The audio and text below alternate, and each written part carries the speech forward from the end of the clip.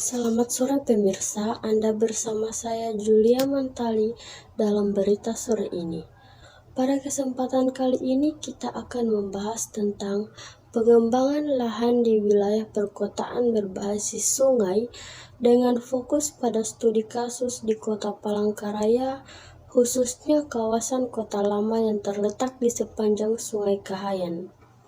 Seiring dengan meningkatnya urbanisasi di Indonesia, Kota Palangkaraya mengalami perkembangan yang cukup pesat.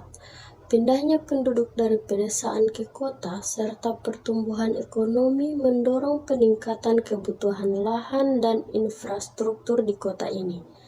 Namun kawasan perkotaan yang berbasis sungai seperti Kota Lama menghadapi tantangan yang berbeda dibandingkan dengan kawasan perkotaan di wilayah daratan atau pesisir.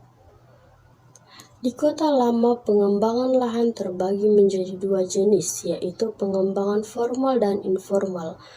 Pengembangan formal dilakukan oleh pemerintah melalui pembangunan infrastruktur seperti jalan dan jembatan. Di sisi lain, pengembangan informal berkembang dengan cepat tanpa pengawasan pemerintah. Masyarakat setempat sering membangun rumah di bantaran sungai tanpa izin resmi, meskipun area tersebut rentan terhadap banjir. Faktor-faktor yang mendorong pengembangan lahan di kawasan ini meliputi ketersediaan material bangunan seperti kayu yang mudah didapatkan dengan harga murah. Selain itu, kenaikan harga lahan akibat permintaan yang tinggi mempercepat pembangunan. Tidak hanya faktor ekonomi saja, kebijakan sosial dan politik yang kurang tegas juga berperan dalam pola pengembangan lahan ini. Meskipun pemerintah telah menetapkan sebagian kawasan di sepanjang Sungai Kahayan sebagai zona hijau, banyak area tersebut justru berkembang menjadi pemukiman.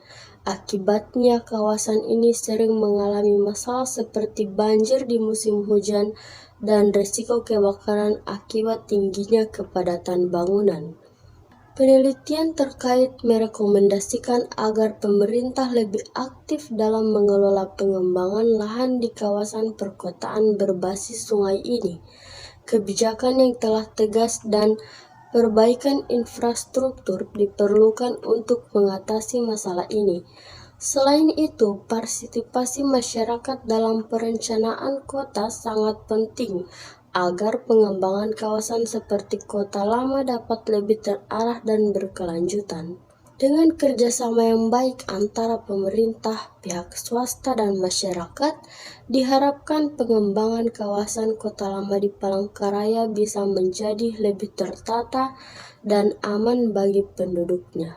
Demikian berita sore ini. Terima kasih atas perhatian Anda.